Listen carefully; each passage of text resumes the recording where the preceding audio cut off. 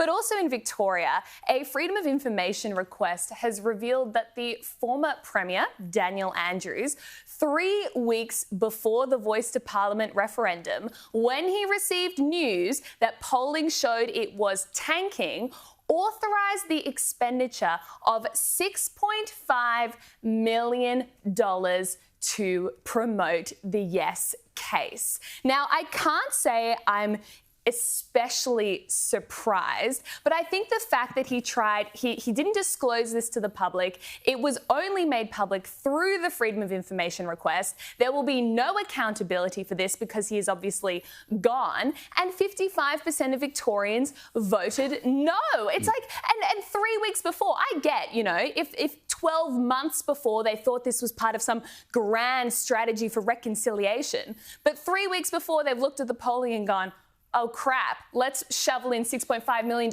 Like, what did they expect to achieve? I felt conflicted with this story because the money was taken from an allocation towards treaty in Victoria. So they took $6.5 million from their treaty proposal, put it towards the Voice. But here's the bad news, they never spent it.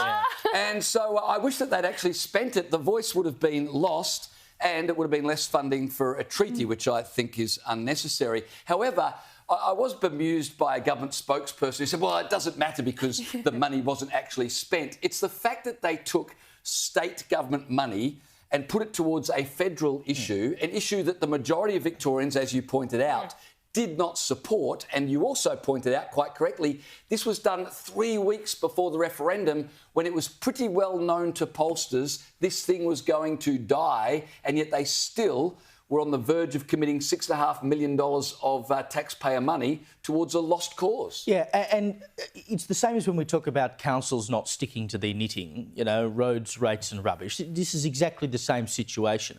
State governments should not be getting involved in federal issues. Local governments shouldn't be getting involved in state issues and vice versa. Federal governments shouldn't be dictating to state governments how they run their business. So it's no business of a state government to be taking taxpayers' money. And that's the other thing that really annoys me about this, is that it's not, I understand governments spend money to promote policies or to promote programs that they have going, go and sign up for this and that and whatever.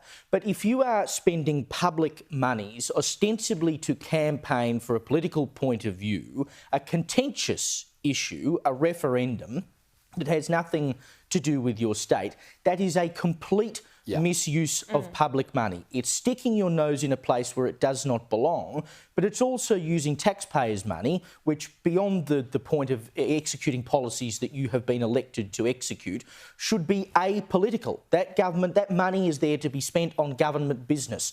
Campaigning on a federal issue is not state government business. You have to wonder about the relationship between Anthony Albanese, who desperately wanted this referendum to succeed, it would be his legacy moment, and Dan Andrews, who makes this decision, as you said, just 3 weeks before the vote, trying to help his federal mate. And of course, during the most recent election, it was Dan Andrews who was coaching Anthony Albanese in debating techniques. So the two are obviously close, and you have to wonder whether that played into the decision to take a bit of money from here and throw it over there. It's funny, I hadn't thought about that for a while when you mentioned that Andrews was helping out with his debate practice. Of course, his role in the debate practice was to pretend to be Peter Dutton.